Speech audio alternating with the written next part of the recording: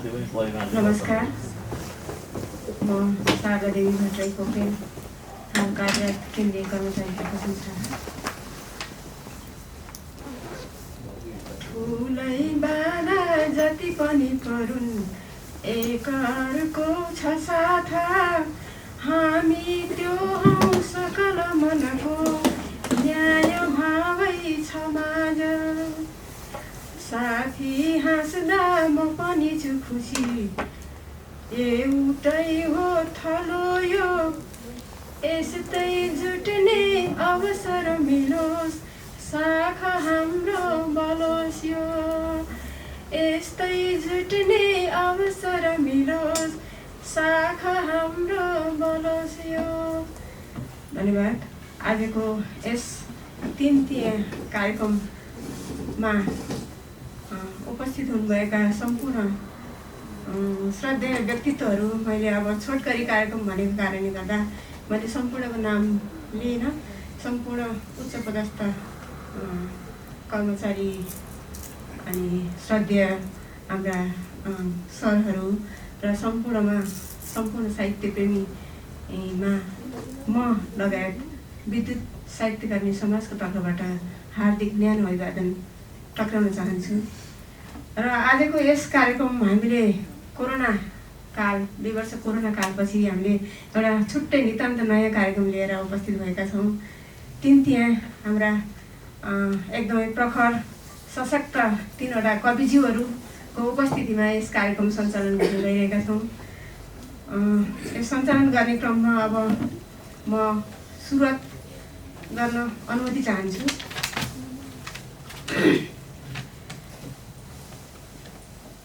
सर्वप्रथम आसन ग्रहणको क्रम सुरु गर्दछु। उपस्थित कविज्यूहरू, मेन प्रमुख रूपमा उपस्थित कविज्यूहरू श्री नवराज लामिछानेज्यू, कृपया ड्यासमा आमन्त्रित गर्दछु। यहाँ आएर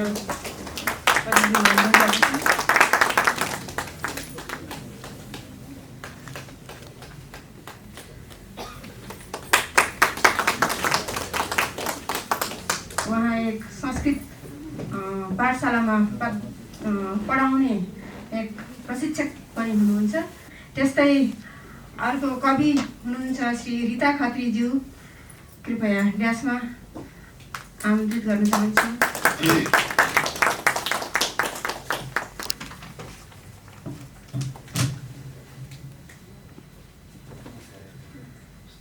उहाँ वातावरण विभागमा कार्यरत हुनुहुन्छ हाल। त्यस्तै अर्का कवि हुनुहुन्छ श्री विष्णु प्रसाद आचार्य अतृप्त ज्यूलाई पनि म ड्यासमा आमन्त्रण गर्न चाहन्छु।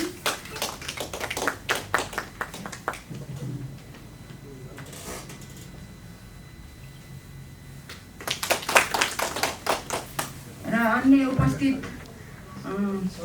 श्रद्धेय व्यक्तित्वहरू र अन्य साहित्यिक प्रेमी साथीहरूमा आफ्नो सिटमा बसेर यथास्थान ग्रहण गरिदिनु हुन हार्दिक अनुरोध पनि गर्दछु। अघि नै उद्घोषक मित्रले भनिसक्नु भएको छ, कोरोनापछि कार्यक्रमहरू गर्न सकिया थिएन। एउटा कार्यक्रम त गरियो, यो तेस्रो कार्यक्रम भइरहेको छ यो हलमा। कोरोना कालपछि एउटा पुण्यस्थली विशेष कार्यक्रम गर्नुभयो, त्यससहित 3वटा कार्यक्रमहरू हामीले गऱ्यौँ यो कोरोना कालपछि। आज चाहिँ यो पृथक खालको कार्यक्रम 3 तिहां लिएर उपस्थित भएका छौँ। 3 तिहां किन नाम राखियो र के गरिन्छ भन्ने बारेमा थोरै म प्रकाश पार्न चाहन्छु।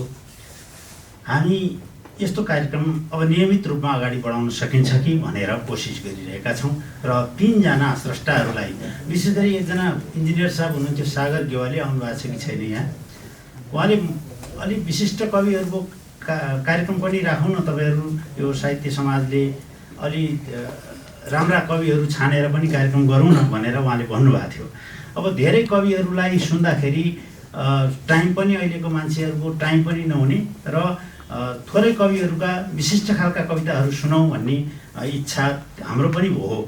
यसरी यो यस्ता कार्यक्रमहरू 3-3 जनालाई 3-3टा कविता भन्न लगाएर उहाँहरूको कविता सुन्न पाइयो भने गुणात्मक रूपमा हाम्रो विद्युतकर्मी साहित्यिक समाजले पनि केही सिक्न पाउने र नेपाल विद्युत प्राधिकरण विद्युतकर्मी साहित्यिक समाजका सदस्य, आजीवन सदस्य र आम कर्मचारीहरूले पनि ती कविताहरू श्रवण गरेर आनन्द प्राप्त गर्न सक्ने भएको हुनाले यस्तो कार्यक्रमको आयोजना गरिएको हो। यसको बारेमा म यति नै भन्छु। र यी 3 जना व्यक्तित्वहरू हामीले किन छान्यौँ यो पटक, यसबारेमा म अलिकति भन्छु। सबभन्दा पहिला छेउमा बस्नु भएको छ, त्यहाँ जसरी बस्नु भएको छ फोटोमा र यहाँ कुर्सीमा पनि त्यही अर्डरमा यो संयोगले बस्नु भएको रहेछ। यो निकै एउटा मिलेको छ। मेरो ठाउँ यहीँनेरि हो भनेर बस्नुभएको हो कि जस्तो लाग्दैछ। उहाँहरूलाई धन्यवाद छ। म क्रमैले उहाँहरूको अलिकति साहित्यिक परिचय दिन चाहन्छु। सबभन्दा पहिले रीता खत्री। रीता खत्री नेपाल विद्युत प्राधिकरणमा प्रवेश गरेपछि मैले चिनेको नाम होइन। कयौँ साहित्यिक कार्यक्रमहरूमा, फोरमहरूमा उहाँले सुनाएका कविताहरू सुनेर म प्रभावित थिएँ। मैले सञ्चालन गरेका बाहिरी कार्यक्रमहरूमा पनि उहाँले कविता वाचन गर्नुभएको छ र उहाँको एउटा विशेष खुबी के रहेको छ भने प्राय कविताहरू कण्ठस्थ सुनाउनुहुन्छ। उहाँको ती कविताहरू अनि नेपाल प्रज्ञा प्रतिष्ठानबाट आयोजित कविता प्रतियोगितामा पनि उहाँ पुरस्कृत भइसक्नु भएको छ। हाम्रो यतिको गुणात्मक कविलाई विद्युत प्राधिकरणको कर्मचारीको रूपमा पाउँदा विद्युतकर्मी साहित्यिक समाज पनि निकै खुसी भएको छ। त्यसपछि म विष्णु सरको अलिकति भन्छु, त्यसपछि नवराज गुरुको भन्नुला। विष्णु सर नेपाल विद्युत प्राधिकरणको प्रशासकीय अधिकृत हुनुहुन्छ, जसरी रीता खत्री नेपाल विद्युत प्राधिकरणको अर्थशास्त्री हुनुहुन्छ। त्यसै गरी विष्णु आचार्य, उहाँले साहित्यिक नाम पनि राख्नुभएको छ अतृप्त भनेर। उहाँ यहाँको प्रशासकीय अधिकृत हुनुहुन्छ र अहिले विद्युतकर्मी साहित्यिक समाजको एउटा कार्यसमिति सदस्य पनि हुनुहुन्छ र विशेष रूपमा अमर ज्योति साहित्यिक त्रैमासिक, जो आज एउटा अङ्क लोकार्पण पनि हुँदैछ, 52औं अङ्क, यी अङ्कहरूको उहाँ कार्यकारी सम्पादकको रूपमा पनि भूमिका खेलिरहनु भएको छ।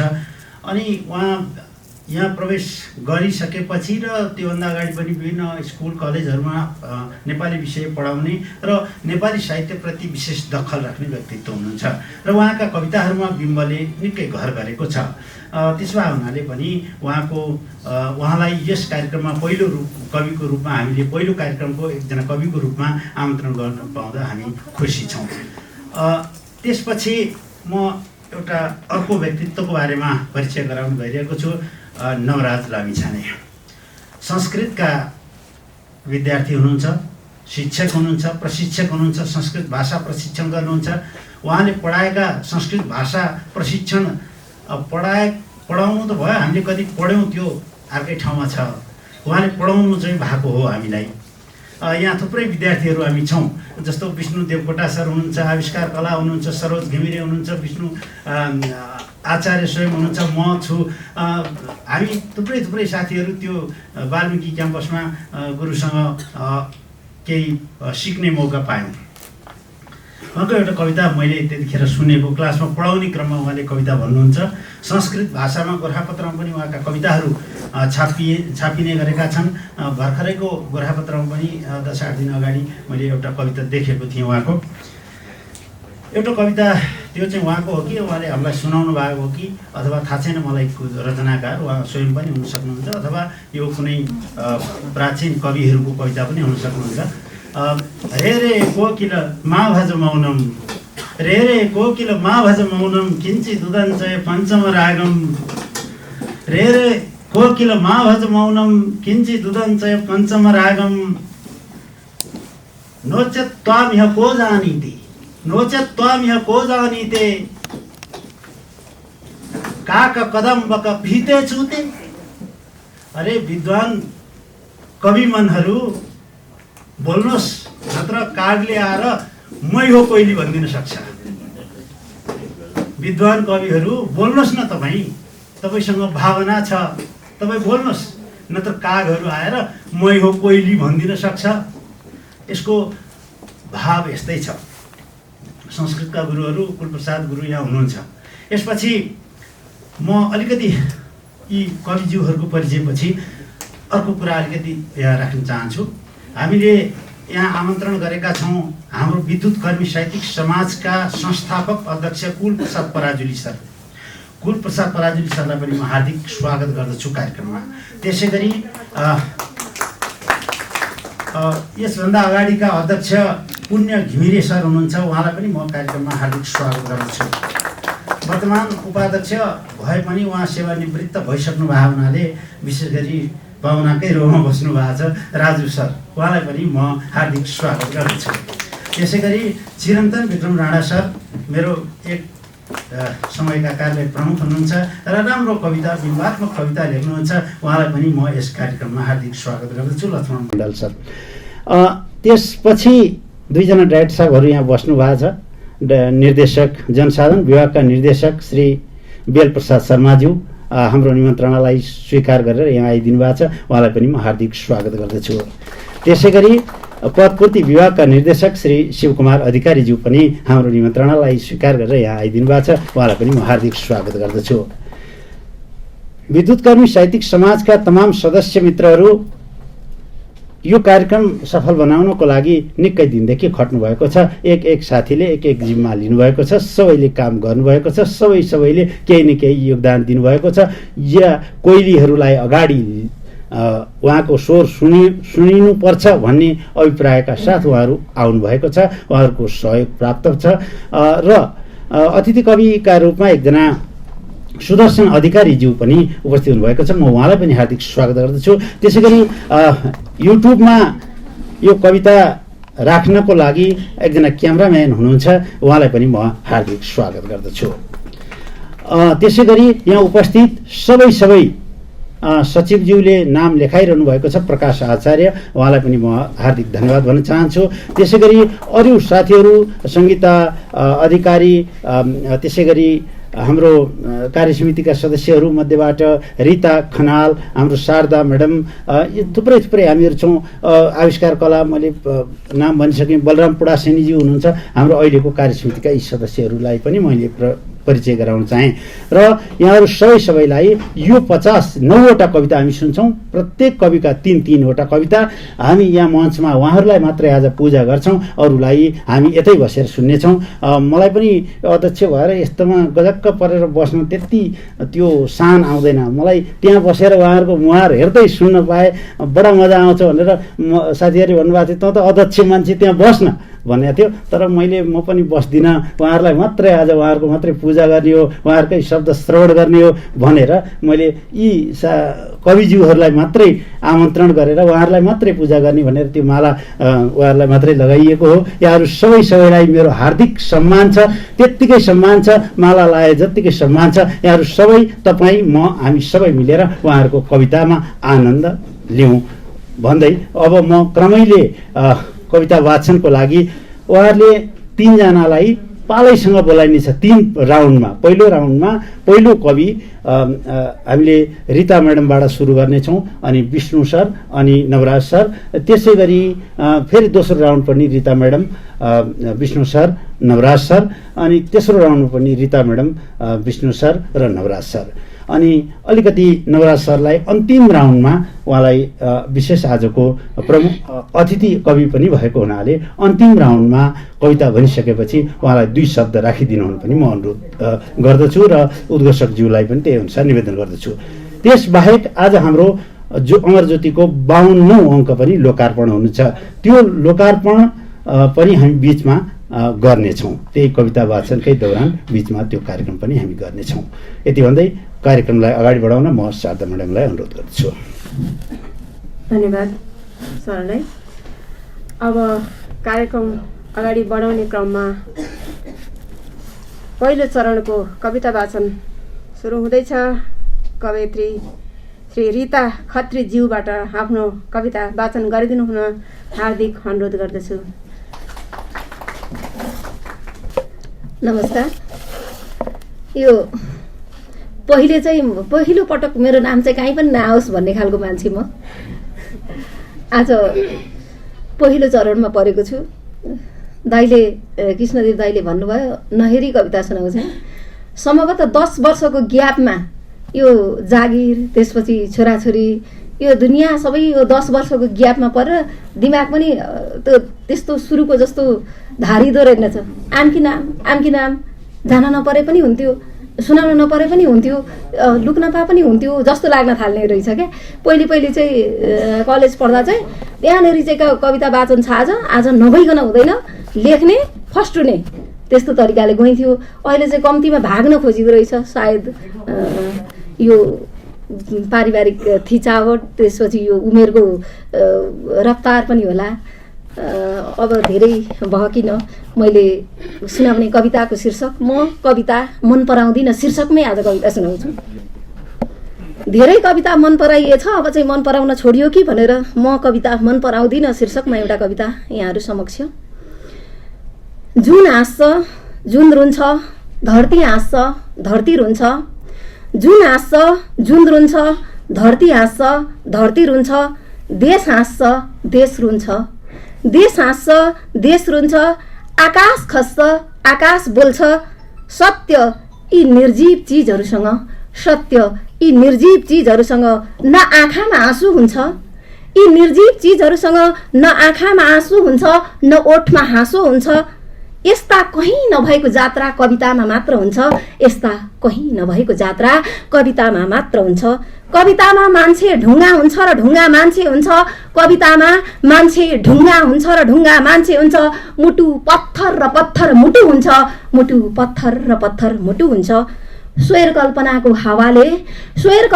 हावाले मान्छेको दिमाग उडाउनुको पनि त एउटा सिमाना हुन्छ, स्वर कल्पनाको हावाले मान्छेको दिमाग उडाउनुको पनि त एउटा सीमा हुन्छ। कवितामा मान्छेको कहानी बाँच्दैनन्, कवितामा मान्छेको कहानी बाँच्दैनन्, भोलिको सुन्दर बिहानी बाँच्दैनन्, कवितामा मान्छेको कहानी बाँच्दैनन्, भोलिको सुन्दर बिहानी बाँच्दैनन्। कविहरू खुट्टाले पढ्छु भन्छन्, कविहरू खुट्टाले पढ्छु भन्छन्, टाउकाले लेख्छु भन्छन्, टाउकाले हिँड्छु भन्छन्, कविहरू खुट्टाले पढ्छु भन्छन्, टाउकाले हिँड्छु भन्छन्, र दुनियाँलाई आफू जस्तै बेहोसी बनाउँछु भन्छन्, र दुनियाँलाई आफू जस्तै बेहोसी बनाउँछु भन्छन्। कवितामा यथार्थ कम र झुट बढी हुन्छ, कवितामा यथार्थ कम र झुट बढी हुन्छ, आशा कम र निराशा बढी हुन्छ, आशा कम र निराशा बढी हुन्छ। अनि वर्षौंदेखि कसैले कविता मन पराउँदैन भनेर किन कवि हुन्छ, अनि वर्षौंदेखि कसैले कविता मन पराउँदैन भनेर किन कवि हुन्छ। झुट कम र यथार्थ बढी भएका कविताहरू त उहिलेदेखि मन पराएकै छन् मान्छेहरूले, झुट कम र यथार्थ बढी भएका कविताहरू त उहिलेदेखि मन पराएकै छन् मान्छेहरूले। कवितामा देश बाँचेका समाज बोलेका कविताहरू त उहिलेदेखि मन पराएकै छन् मान्छेहरूले। प्रिय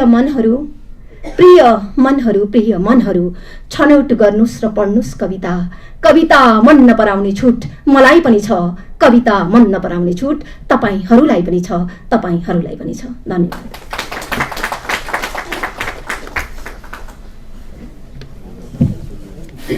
धन्यवाद म्याडमलाई।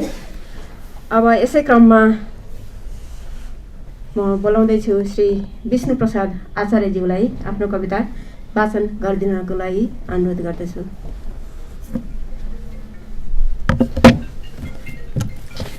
सर्वप्रथम त हाम्रो यो 3 तिया काव्य गोष्ठीमा यो पहिलो चरणको कार्यक्रममै मलाई चाहिँ कविता वाचनको सु अवसर दिनुभएकोमा युथकर्मी साहित्य समाजप्रति आभारी छु र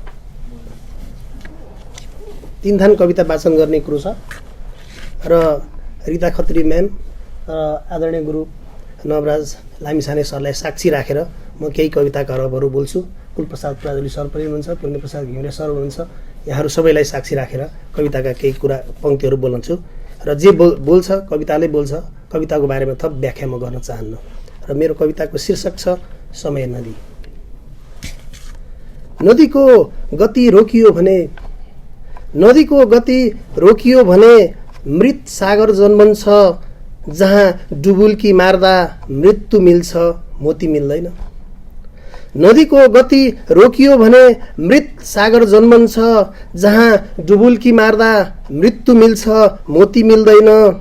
समय टक्क अडियो भने समय टक्क अडियो भने जैविक घडी रोकिन्छ, जहाँ यान्त्रिक घडी हेरेर समय पछ्याउनुको कुनै अर्थ हुँदैन।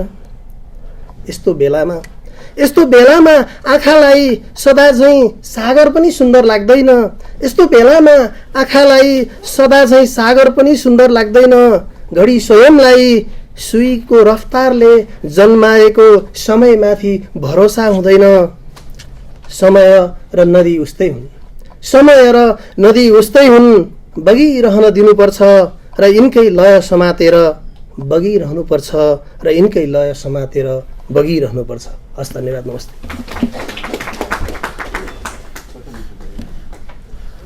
धन्यवाद सरलाई।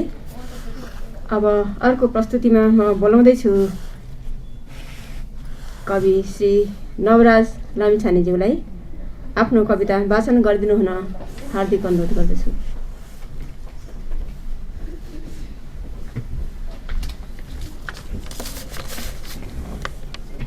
धन्यवाद कार्यक्रम सञ्चालिका म्याडम। विद्युतकर्मी साहित्यिक समाजद्वारा समायोजित यस कविगोष्ठी कार्यक्रममा उपस्थित हुनुभएका सभाध्यक्ष महोदय र सम्पूर्ण साहित्यप्रेमी मनहरूमा म हार्दिक नमस्कार भन्न चाहन्छु। अब मेरा कुराहरू म कवितामै बोल्न चाहन्छु। कविताले बोल्छन्, त्यही भन्नुभएको छ हाम्रो कृष्ण सरले। कुरा गर्ने होइन सर, हामीले हाम्रा कुरा कवितामा गर्ने हो भन्नुभएको छ। कुरा मलाई पनि मन पर्दैन। हजुरले भने जस्तो कविता गाउँदै हिँड्नु मलाई पनि त्यति जाँगर लाग्दैन। उहाँले धेरै कर गरेर पहिलोचोटि तपाईँहरूका सामु म सार्वजनिक हुँदैछु। अब उहाँहरूलाई पढाउने क्रममा सरस्वती आउनुभयो, के आउनुभयो, लय आयो, के आयो, कसरी उहाँहरू प्रभावित हुनुभयो थाहा छैन मलाई। अब आज के कस्तो लय दिन सक्छु सक्दिनँ त्यो पनि मलाई थाहा छैन, होइन। र तपाईँहरू माझ प्रस्तुत गर्ने पहिलो कविताको शीर्षक छ मेरो छल, र यो छल कविता तोटक छन्दमा छ है। बद तोटकम धिसकार युतम यसको लय हुन्छ। र म कविता गाउन गइरहेको छु। कति छन् मनमा गठरी छलका, कति छन् मनमा गठरी छलका, जति छन् निधिमा लहरी जलका, छलका बलमा जति राज्य चले, सकुनी जातिका सब राज्य ढले, सकुनी जातिका सब राज्य ढले। भवमा सबको जय मङ्गल होस्, सबका घरमा परिवार मिलोस्, छल बन्धनबाट समाज छुटोस्, शुभ चिन्तन यही गरी काल बितोस्, शुभ चिन्तन यही गरी काल बितोस्।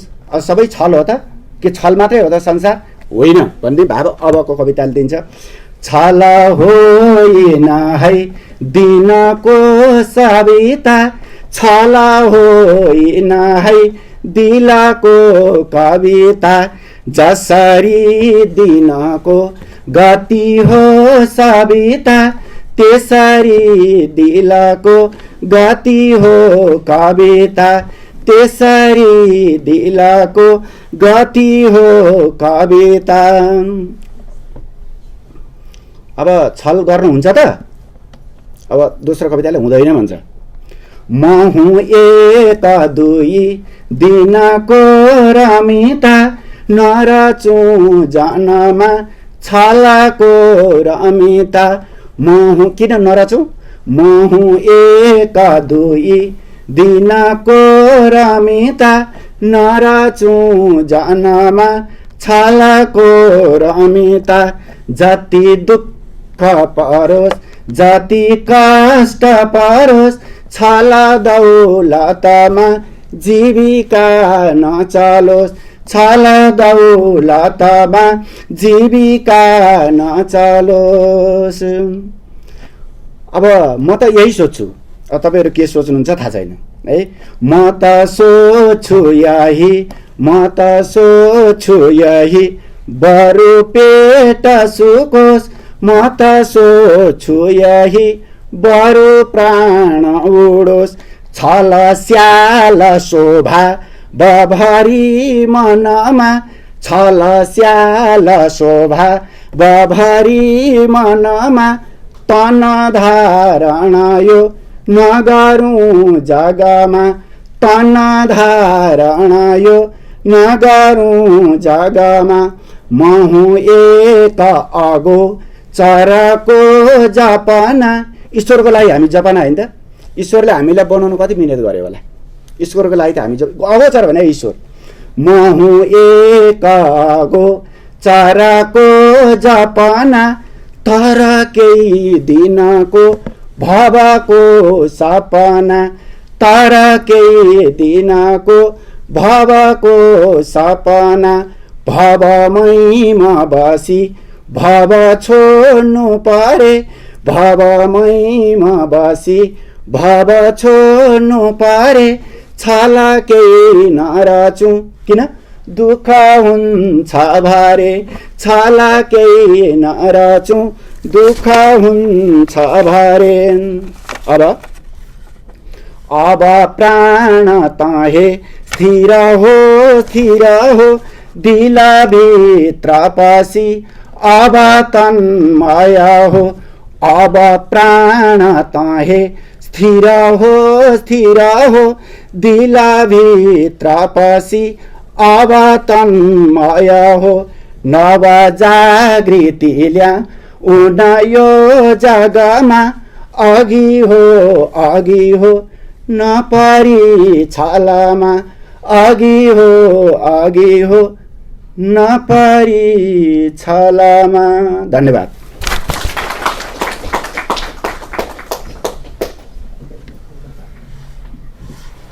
धेरै धेरै धन्यवाद सरलाई। अब यो क्रमलाई फेरि पुनः पहिलाको जस्तै नै दोहोऱ्याएर हाम्रो कवयित्री श्री रिता खत्रीज्यूबाट नै सुरुवात गर्न चाहन्छु। उहाँको कविता, जटिल कविताहरू, जटिल शब्दहरू छनौट गर्न म सक्दिनँ। सजिला शब्दहरू र सरल शब्दहरू नै चाहिँ कविताको विषयवस्तु हुन्छन् मेरा। र मैले यो कवितालाई शीर्षक बनाएको छु बासँग। र मैले यो 3 पुस्ताको बालाई सम्बोधन गरेको छु। मेरो घरमा 2 छोरी छन्, एउटी 7 महिना र एउटी 10 वर्ष हो कि 2टा छोरीहरू छन्। तपाईसँग पनि 2टा छोरी छन् र मेरो बा पनि हुनुहुन्छ, मेरो आमाको बा पनि हुनुहुन्छ। हामी अझै पनि कस्तो किसिमको रूपान्तरणमा छौँ त भन्ने लागेर यो कविता मैले लेखेको छु, प्रस्तुत गर्छु बासँग। म फुलेको बगैँचा बिरानो भयो बाबा, म फुलेको बगैँचा बिरानो भयो बाबा। वर्तमान बगैँचामा व्यस्तताको बावजुद गर्भभित्रै मरिजाने सन्तानहरूको अपराधी आमा भएको छु। वर्तमान बगैँचामा म फुलेको बगैँचा बिरानो भयो बाबा।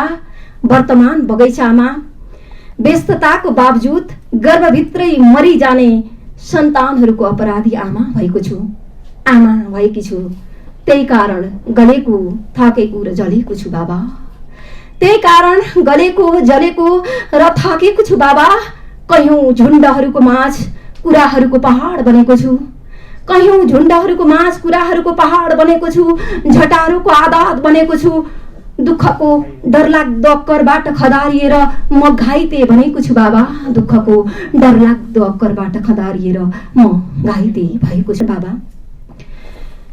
पराया बगैँचाको सुन्दरता, पराया बगैँचाको सुन्दरता त मेरो तागतले मात्र नाप्दो रहेछ। पराया बगैँचाको सुन्दरता त मेरो तागतले मात्र नाप्दो रहेछ। मेरो शक्ति सामर्थ्य र ऊर्जाले मात्र नाप्दो रहेछ। मेरो शक्ति सामर्थ्य र ऊर्जाले मात्र नाप्दो रहेछ। ऊर्जा सकिएर तागत विहीन भएपछि 1 गिलास तातो पानीको अपेक्षामा मिसिएका कडा शब्दहरूको दुर्व्यवहारले निसासिएर झन बढी घाइते भएको छु बाबा। झन् बढी घाइते भएको छु बाबा। शिकारीले शिकार गरेपछि माउहरू गुणमा विचलित बचेराहरू झैँ विचलित भएको छु बाबा। शिकारीले शिकार गरेपछि माउहरू गुणमा विचलित बचेराहरू झैँ विचलित भएको छु बाबा। म बेहुली भएको दिन मेरो टाउकोमा सुस्तरी हात राख्दै आँखाको तलाउबाट आँसुको खोला बगाउँदै बडो मुस्किलसँग ओठहरू कमाउँदै सुस्तरी जिब्रो लरबराउँदै भन्नुभएको थियो बाबा राम्ररी घर गरी खाऊ है छोरी। सुस्तरी जिब्रो लरबराउँदै भन्नुभएको थियो बाबा राम्ररी घर गरी खाऊ है छोरी। बाबा तपाईलाई राम्ररी थाहा थियो आमाको वेदना थकान र कामको वर्गीकरण। बाबा तपाईलाई राम्ररी थाहा थियो आमाको वेदना थकान र कामको वर्गीकरण। मेरा जिन्दगीका लयहरू आमाको जस्तै हुने भएमा डराइरहनु भएको तपाईँ।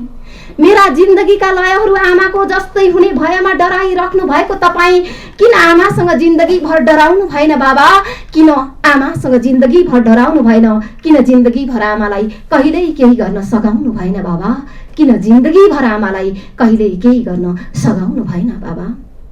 आमाको जिन्दगीलाई भान्सामै सकाएर तपाईँ विद्वान हुनुभयो बाबा।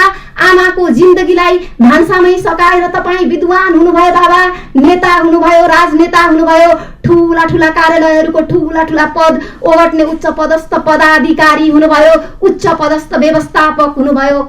आमाले बोल्दा ठूला ठूला स्वर गरिरहनु भयो, झर्किरहनु भयो, जिन्दगीभर अनपढ भनिरहनु भयो र सुनिरहनु भयो ठुल्ठुला विदुषीका सुरिला प्रवचनहरू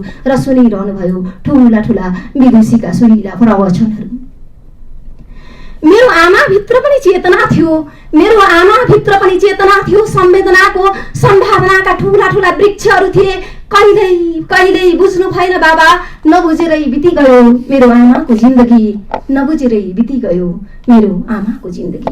कुनै बेला तपाईँ पनि ज्वाइँ हुनुहुन्थ्यो मेरी आमाको बाबाको। यी ज्वाइँ जातिसँग मलाई कुनै गुनासो छैन बाबा। गुनासो छ त केवल तपाईहरूसँगै छ।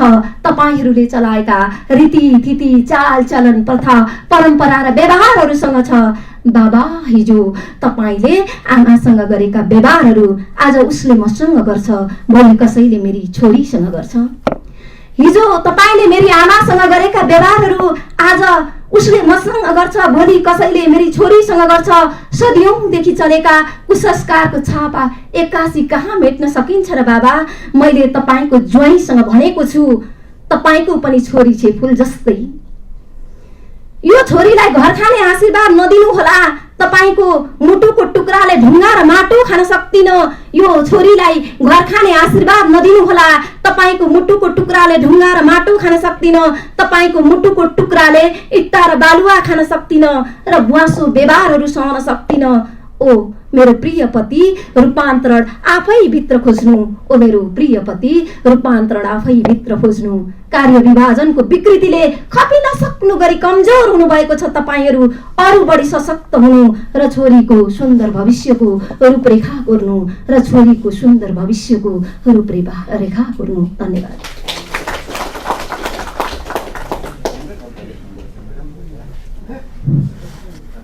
हार्दिक धन्यवाद व्यक्त गर्दछु। अत्यन्तै मार्मिक कविता। व्यक्ति आफैबाट बदल्नुपर्छ, आफू बदले मात्रै घर परिवार समाज देश बदलिन्छ। र यसै क्रममा म अर्का कविलाई निम्ताउँदैछु। श्री विष्णु प्रसाद आचार्य अतृप्तज्यूलाई आफ्नो कविता यहाँ आएर वाचन गरिदिनु हुन हार्दिक अनुरोध गर्दछु। हार्दिक आभार। दोस्रो चरणको कविता प्रस्तुत गर्दैछु। म चाहिँ लामो लेख्नै सक्दिनँ, कविता एकदमै लामो लेख्न सक्दिनँ, एकदमै छोटो। अझ पछिल्लो समयमा एकदमै छोटो पनि अब मुक्तकतिर जस्तो आइसक्यो कविता पनि मेरो त एकदमै होइन। यो कविता चाहिँ मैले अलिकति बढी अरूले पनि मन पराएको हुनाले अस्ति पनि वाचन गरेको थिएँ। त्यही कविता पढ्छु। धरती नबिर्सनु भन्ने। धरती नबिर्सिनु। चन्द्रमा टेक्दैमा धरतीलाई नबिर्सनु। चन्द्रमा टेक्दैमा धरतीलाई नबिर्सनु। जसरी आकाश छोए पनि हाँगाहरूले जराले जमिन छाडेको हुँदैन। जसरी उड्नु अघि गुड्नै पर्छ विमानले पनि। जसरी बेसी होचो भएकै कारण शिखरको उचाइ अग्लो देखिएको हो। र जसरी दरहराको स्वाभिमान हात्ती पाइलेले धानिदिएको छ। उचाइ चुम्नु अग्लिँदै जानु, तर धरतीलाई चटक्कै नबिर्सिनु। धन्यवाद। हार्दिक धन्यवाद। छोटो मिठो कविता सुनाएर जानुभयो सरले। र यसै क्रममा अर्का कविलाई म बोलाउँदैछु। कवि श्री नवराज लामिछानेज्यूलाई आफ्नो कविता वाचन गरिदिनु हुन हार्दिक अनुरोध गर्दछु। नआइदिए हुन्थ्यो, दोस्रो चरण होइन, आइहाल्छ है, गाह्रो छ कि। यो अब सुनाउन लागेको कविता चाहिँ आमा, यसको आलम्बन हामी दुई प्रकारको साहित्यमा चाहिँ हजुरको दुई प्रकारका चिजबाट साहित्यको उत्पन्न हुन्छ। एउटा उद्दीपन विभाव र अर्को चाहिँ आलम्बन विभाव भन्छौँ हामी त्यसलाई। यो अलिक होचो रहेछ सर, अलिक लामो बनाउनु पऱ्यो देखि बुझ्नुभयो। यो अलिकति यो नभए अलिक धक खुल्दैन क्या, पर्दैन भयो, छोड्दिनु। यो रोस्टमा चाहिँ अलिक होचो हुँदो रहेछ क्या, भन्न पाइन्छ नि त।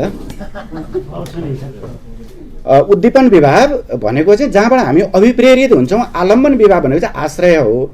जस्तो अब त्यो आमाले चाहिँ हजुरको बारीमा काम गरिरहँदा, बिसीबाट आइरहँदा होइन, उहाँबाट अब आमाले बारीमा मुला, गाजर, काँक्रो आदि रोपेर ती घाँसे दिदीबहिनीहरूलाई खुवाउँदा चौरमा, त्यसबाट चाहिँ सुत्दाखेरि एक दिन त्यो कुरा चाहिँ उद्दीपित भयो हृदयमा होइन। र त्यही आमाको उसबाट चाहिँ यो कविता जन्मिन पुग्यो। र यो कवितामा मैले चाहिँ के प्रयास गरेको छु भने सकेसम्म गुनासो कवितामा आउनु हुँदैन, मेरो सिद्धान्त हो। त्यो प्रेरणादायी हुनुपर्छ होइन। र अब आमाले बिहान उठ्नु, भकारो सोर्नु, बाले चाहिँ दुध दुहुनु होइन। अब बाले खेत गर्नु त सामान्य कुरा हो नि, जन्मेपछि यो त गर्नै पर्छ नि। कर्मप्रति आमाले डोको बोक्नुभयो भनेर कवितामा रुनु, उकालो ओह्रालो गर्नुभयो भनेर रुनु, यस्तो गुनासो गर्नु चाहिँ राम्रो हो जस्तो मलाई लाग्दैन कि। यो त गर्नै पर्छ, जीवनको यो शाश्वत कुरा हो। कर्मण्येवाधिकारस्ति मा फलेषु कदाचन होइन। कर्ममा पूजा ईश्वर भन्छ, यो लक्ष्मी प्रसाद होइन, देवकोटाले भन्नुभएकै छ। कर्म त हाम्रो लागि ठुलो कुरा हो।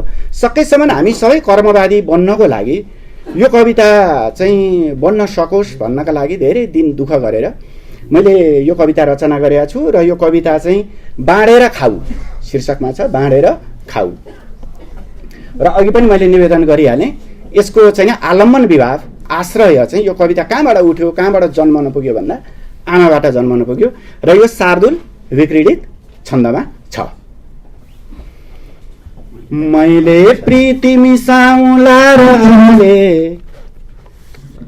कविता ध्यान दिएर सुन्नुभयो भने रमाइलो छ।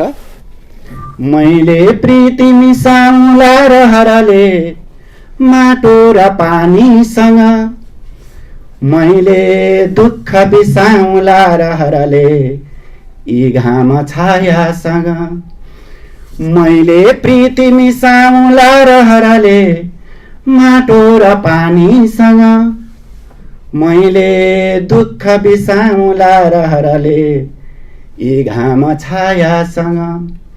यात्रा तागतिलो बनोस् चरणको, यात्रा तागतिलो बनोस् चरणको, बोके मकै गुन्द्रुका। आमा हे अब दुःख हुन्न घरमा, छोरो बन्यो लायक। आमा हे अब दुःख हुन्न घरमा, छोरी बनी लायक। दुइटै मिल्छ यसमा है, छोरीले छोरो नि मिल्छ, छोराले छोरो पनि मिल्छ। खोल्दै जाँगर द्वार यो प्रगतिमा लम्किरहेको छु म, घोल्दै मट्टीमा हानिधार पसिना चम्किरहेको छु म। घोल्दै मट्टीमा हानिधार पसिना चम्किरहेको छु म।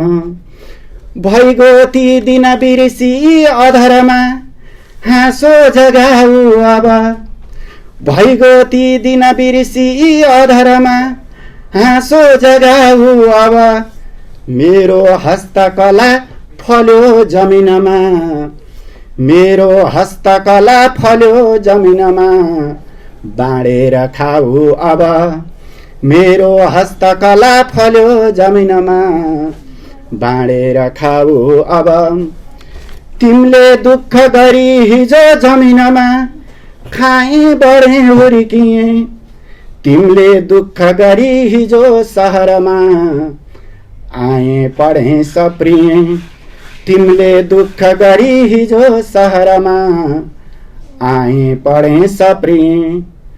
तिमीले दुःख गर्यौ हिजो जति थिए पालो छ मेरो अब, तिमीले दुःख गर्यौ हिजो जति थिए पालो छ मेरो अब। सच्चा आर्जनाले म भर्छु घर यो, सच्चा आर्जनाले म भर्छु घर यो, बाँडेर खाऊ अब।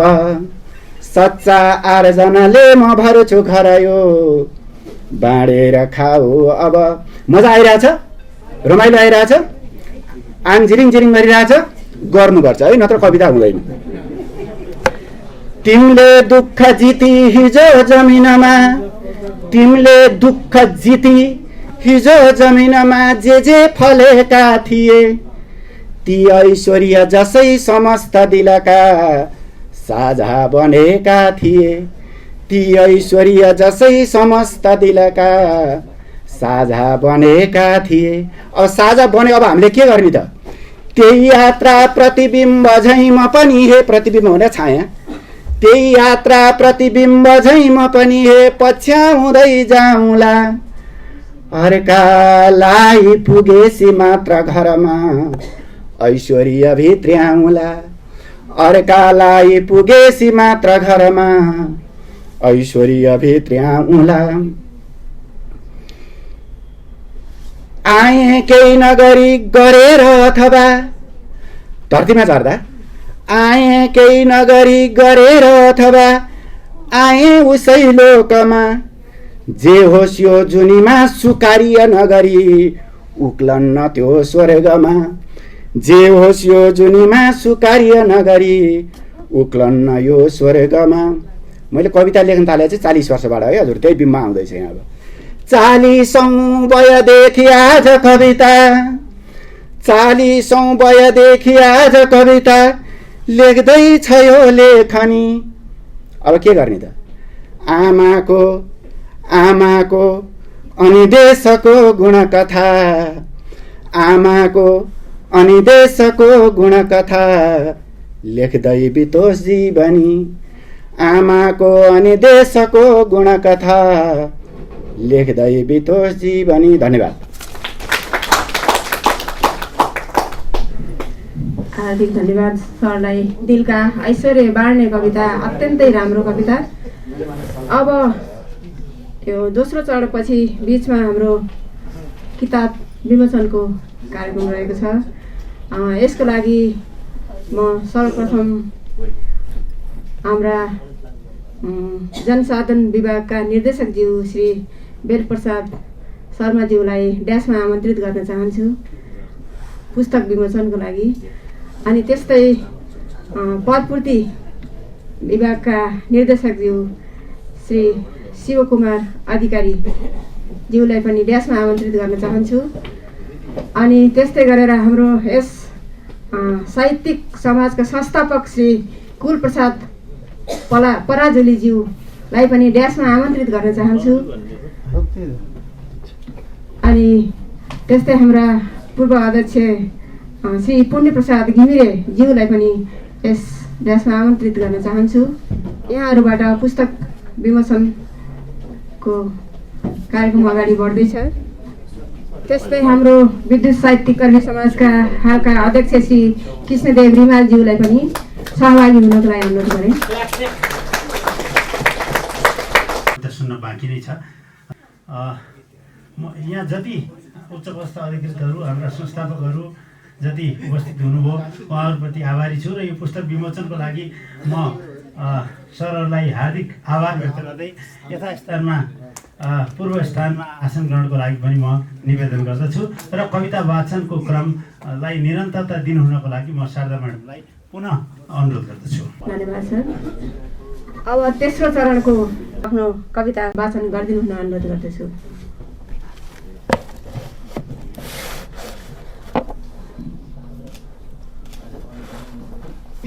भन्दै जाँदा चाहिँ अब चाहिँ नसकिए पनि हुन्थ्यो जस्तो लाग्न थालेछ। फेरि आज आएर मलाई कस्तो फिल भएको छ भने त्यो एकाडेमी भन्दा चाहिँ मेरो यो चाहिँ एकाडेमी रहेछ। यहाँ चाहिँ यति धेरै स्रष्टाहरू, यति धेरै के अरे लगाव, यो साहित्यप्रतिको लगाव, त्यो त आफ्नो थलो हो नि। त्यहाँनिर त लेखकहरू त भेला हुने हुनुभयो होइन, तर यहाँ चाहिँ नलेखेर पनि साहित्यप्रति यति माया गर्ने मान्छेहरू, यति माया गर्ने प्रिय मनहरू जोडिनु भएको छ। अहिले मलाई गर्व लाग्छ। अनि हामीले अझै यस्ता कार्यक्रमहरू कम गऱ्यौँ कि उहाँहरूलाई अलिकति जोड्नलाई अलिकति हामीले ध्यान दिन सकेनौँ कि लेखिरहने लेखकहरूलाई एउटा प्रशिक्षण गर्न सकेनौँ कि जस्तो लागेको छ। यो बिचमा हामी छलफल गरेर प्रिय मनहरू जो लेख्नुहुन्छ लेखनीमा जोडिनका लागि चाहिँ अरू विशेष छुट्टै एउटा तरिकाले पनि, छुट्टै तरिकाले पनि जान सकिन्छ। यो माया देखेर मलाई गर्व लागेको छ। विशेष अर्को कार्यक्रमहरूमा त्यसरी जोडिँदै जानेछौँ। यो कार्यक्रमलाई चाहिँ अहिले यो कार्यक्रम पनि एउटा शक्तिशाली भन्दै गयो। जो नयाँ लेख्नुहुनेछ उहाँहरूलाई चाहिँ यसरी नै उहाँ प्रशिक्षण बोलाएर अथवा हामी 15-15 दिनमा भेला गराएर उहाँहरूको लेखनीलाई धर्याउने अभ्यास पनि गरौँ कि जस्तो लागेको र मैले यो अनुनय गरेँ। अब मैले मैले वाचन गर्ने कविताको शीर्षक छ मानव दानव शीर्षक हो। यहाँभन्दा अगाडि हाम्रो नवराज सरले चाहिँ म चाहिँ पोजिटिभ उसमा मात्रै लेख्छु भन्नुहुन्छ। मलाई चाहिँ कस्तो लाग्छ भने म चाहिँ त्यो विषय नै भेट्दिनँ। अब त मान्छेहरू कस्तो भने दानवै भइसके जस्तो लाग्न थालिसक्यो कि, त्यही भएर मैले शीर्षकै मानव दानव राखेर रूपान्तरण गरेरै लेखिरहेको छु। मेरो यो कविताको शीर्षक मानव दानव। जब जब घृणाको बन्दुकले प्रेमको छाती छेड्छ, जब जब घृणाको बन्दुकले प्रेमको छाती छोड्छ, स्वार्थको होरीले बोटहरूबाट फुल पात र कोपिला झर्छ। जब जब घृणाको बन्दुकले प्रेमको छाती छेड्छ, स्वार्थको हुरीले बोटहरूबाट फुल पात र कोपिला झार्छ, तब तब तब तब म मान्छे भएर यो सुन्दर सृष्टिको कुरूप कहानी लेख्न सक्दिनँ। तब तब म मान्छे भएर यो सुन्दर सृष्टिको कुरूप कहानी लेख्न सक्दिनँ। भोलिको उज्यालो बिहानी लेख्न सक्दिनँ।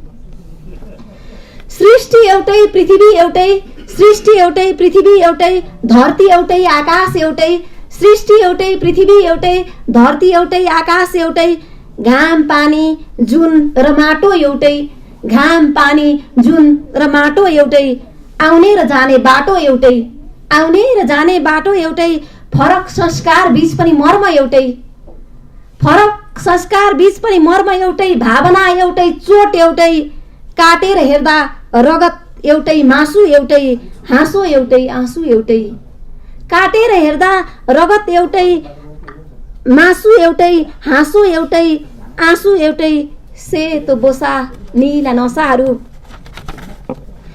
फरक केही नभएरै पनि, फरक केही नभएरै पनि किन फरक बाँच्छ मान्छे, फरक केही नभएरै पनि किन फरक बाँच्छ मान्छे, किन स्वार्थ बाँच्छ मान्छे, सम्पन्नताको होडबाजीमा किन घिन बाँच्छ मान्छे, किन बेशरम बाँच्छ मान्छे, सम्पन्नताको होडबाजीमा किन घिन बाँच्छ मान्छे, किन बेशरम बाँच्छ मान्छे, निर्दयी घुम्टोले दया छोपेर, निर्दयी घुम्टोले दया छोपेर किन फाइदाको व्यापार गर्छ मान्छे, किन संवेदनाको व्यापार गर्छ मान्छे, निर्दयी घुम्टोले दया छोपेर किन फाइदाको व्यापार गर्छ मान्छे, किन संवेदनाको व्यापार गर्छ मान्छे, क्रूरताको डन्डाले हजारौं दिललाई जर्जरतापूर्वक हिर्काएर हामी मान्छे हुन सक्दैनौँ, क्रूरताको डन्डाले हजारौं दिललाई जर्जरतापूर्वक हिर्काएर हामी मान्छे हुन सक्दैनौँ, मन मुटु र संवेदना लोभ पाप र घृणासँग साटेर हामी मान्छे हुन सक्दैनौँ,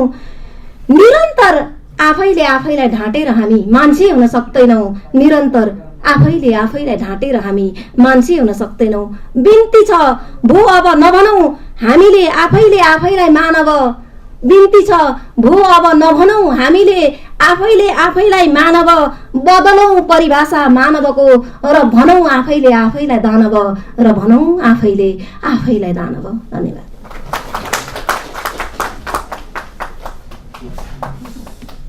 हार्दिक धन्यवाद म्याडम। अब हामी दानव होइन मानव भन्न सिक्नु पर्यो र यसै क्रममा पालो रहेको छ कवि श्री विष्णुप्रसाद आचार्य अतृप्तज्यूलाई आफ्नो कविता वाचन गरिदिनु हुन हार्दिक अनुरोध गर्दछु। धन्यवाद। यो तेस्रो चरणको कविता वाचन गर्दैछु। अब झन् छोटो, म उत्तरोत्तर छोटो। कविताको शीर्षक छ सम्झना बिर्सना। तिमी भन्छौ मैले तिमीलाई बिर्सिएँ, तिमी भन्छौ मैले तिमीलाई बिर्सिएँ, म भन्छु तिमीले मलाई बिर्सियौ।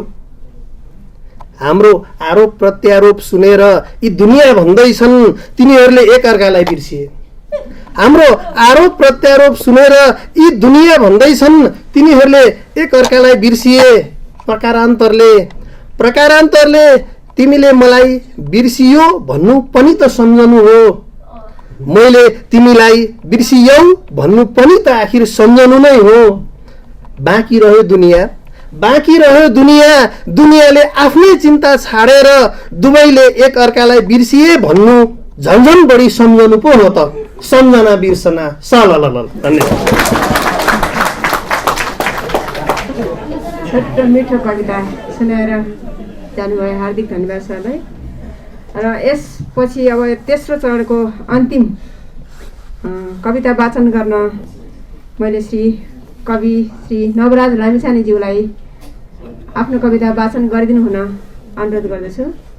हाम्रो रिता म्याडमले अहिले मानव दानव भन्ने शीर्षकमा कविता वाचन गरेर जानुभयो। पिजडाको सुगा भन्ने हामीले कविता पढेका छौँ है, लेखनाथ पौड्यालको। एउटा चाहिँ तपाईँको त्यहाँ 9वटा रस हुन्छन् अघि, तपाईँको श्रृङ्गार, हास्य, करुण, रौद्र, वीर, भयानक आदि 9वटा रस हो। हामीले त्यो 9वटा रसमा रहेर हामीले हाम्रो जिन्दगी जिउँछौँ अघि। 9वटा रस भन्दा भावनात्मक रस, अरू चाहिँ भौतिक रस त तितो, टर्रो, अमिलो, यो षड रसले हाम्रो शरीर बन्छ भने 9वटा रसले चाहिँ हामीले हाम्रा भावना व्यक्त गर्छौँ, हाम्रा चाहिँ अभिव्यक्तिहरू साटासाट गर्छौँ होइन। त्यहाँबाट हाम्रो जिन्दगी चल्छ। यो भौतिक शरीरलाई यही भावनाले डोर्याउँछ। त्यो मान्छेप्रतिको वितृष्णा, मान्छेप्रतिको घृणा त्यो सुगा मार्फत मलाई त्यही त्यो बिम्ब आयो क्या उहाँको कवितामा। म त्यो सुनाएर अनि मेरो कवितामा जान चाहन्छु। विलम्ब भयो, क्षमा गर्नु होला। अब आउन गाह्रो, आएपछि तातेपछि फेरि यो मञ्चबाट जान गाह्रो हुन्छ फेरि है। सुरुमा आउन चाहिँ गाह्रो हो है कि। अब मलाई जहाँसम्म लाग्छ चाहिँ नि तपाईँको त्यो विभत्स रसको जस्तो लाग्छ थाई भाव घृणा होइन। श्रृङ्गार रसको चाहिँ स्थायी भाव रति हो, करुण रसको स्थायी भाव शोक हो भने विभत्स भनेको चाहिँ जो घिनलाग्दो, डरलाग्दो होइन, त्यसो घृणा।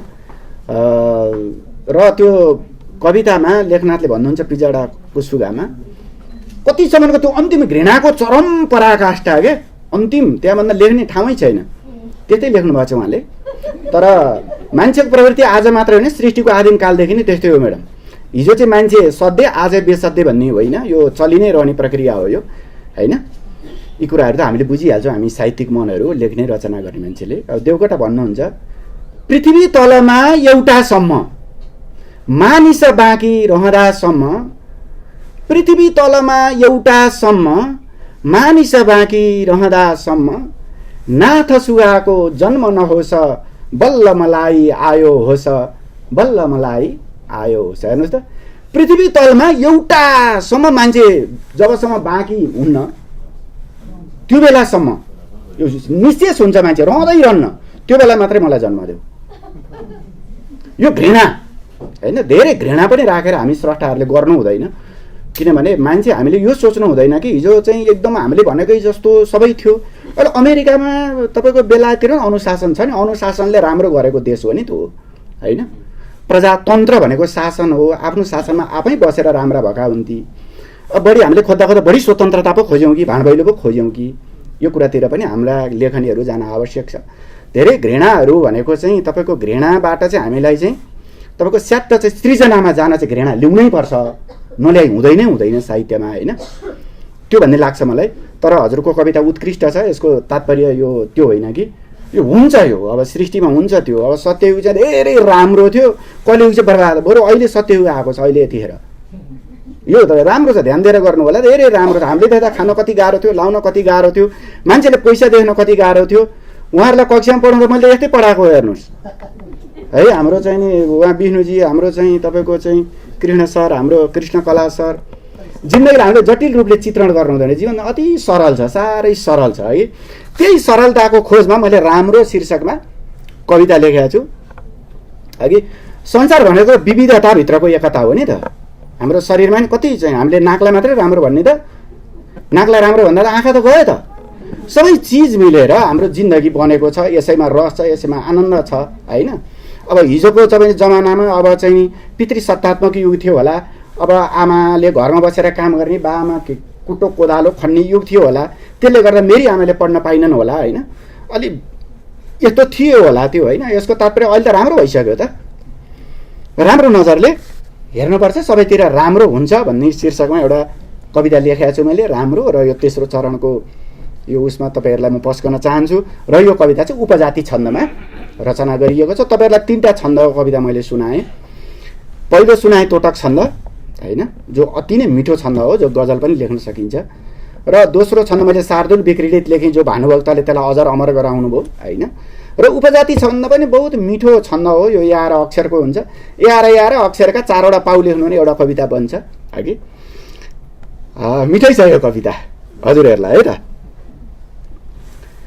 जस्तै जुनेली नभ हुन्छ राम्रो, जस्तै जुनेली नभ हुन्छ राम्रो, झुल्के बिहानी पनि हुन्छ राम्रो। जस्तै जुनेली नभ हुन्छ राम्रो, झुल्के बिहानी पनि हुन्छ राम्रो। सदैव एउटै क्षण हुन्न राम्रो, सदैव एउटै क्षण हुन्न राम्रो। होसेका त्यस्तै घरबार हाम्रो, होसेका त्यस्तै घरबार हाम्रो। जस्तै बसन्ती फुल हुन्छ राम्रो, बेली चमेली पनि हुन्छ राम्रो। जस्तै बसन्ती फुल हुन्छ राम्रो, बेली चमेली पनि हुन्छ राम्रो। हुँदैन एउटै चिज वस्तु राम्रो, हुँदैन एउटै चिज वस्तु राम्रो। होसेका त्यस्तै घरबार हाम्रो, होसेका त्यस्तै घरबार हाम्रो। जस्तै शरद सुन्दर याम राम्रो, झरी भदौरे पनि हुन्छ राम्रो। जस्तै शरद सुन्दर याम राम्रो, झरी भदौरे पनि हुन्छ राम्रो। झरी भदौरे पनि हुन्छ राम्रो। सदैव एउटै स्थिति हुन्न राम्रो, सदैव एउटै स्थिति हुन्न राम्रो। होसेका त्यस्तै घरबार हाम्रो। कलाजी होसेका त्यस्तै घरबार हाम्रो। कृष्ण जस्तै हान्नुहुन्छ हाम्रो कृष्णजी, त्यस्तै होस् हजुरको है। विष्णुजीको पनि त्यस्तै हो, रिताजीको पनि त्यस्तै होस् है। बडो राम्रो कविता लाग्छ यो मलाई है। झरिरहेको झरना छ राम्रो, झरिरहेको झरना छ राम्रो। गुराँस फुल्दा बनशैल राम्रो, झरिरहेको झरना छ राम्रो। गुराँस फुल्दा बनशैल राम्रो, गुराँस फुल्दा बनशैल राम्रो। सदैव एउटै सुख हुन्न राम्रो, सदैव एउटै सुख हुन्न राम्रो। होसेका त्यस्तै घरबार हाम्रो। कृष्णजी होसेका त्यस्तै घरबार हाम्रो। बस्दा सभामा, बुझिहाल्नुभयो, बस्दा सभामा जति ज्ञान राम्रो, बस्दा सभामा जति ज्ञान राम्रो। एकान्त बस्दा त्यति ध्यान राम्रो, एकान्त बस्दा त्यति ध्यान राम्रो। सदा सदा हे जति शान्ति राम्रो। होसेका त्यस्तै घरबार हाम्रो, होसेका त्यस्तै घरबार हाम्रो। बसन्तको सानो निकुञ्जभित्र, बसन्तको सान गौरव। बसन्तको सान निकुञ्जभित्र कोइली चराको कुहुको विचित्र। बसन्तको सान निकुञ्जभित्र कोइली चराको कुहुको विचित्र।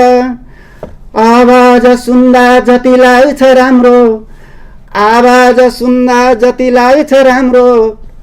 होसेका त्यस्तै घरबार हाम्रो, होसेका त्यस्तै घरबार हाम्रो।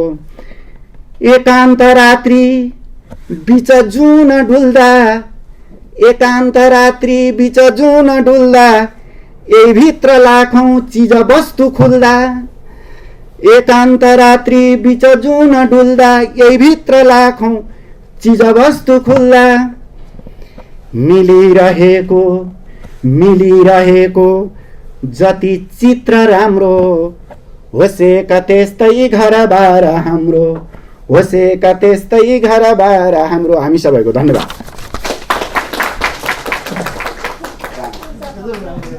हार्दिक धन्यवाद सरलाई, एकदमै मिठो कविता सुनाएर जानुभयो। र अबको कार्यक्रम रहेको छ मायाको चिनो दिने कार्यक्रम। यसलाई हाम्रा अध्यक्षज्यू कृष्णदेव रिमालज्यूबाट प्रदान गर्दै हुनुहुन्छ।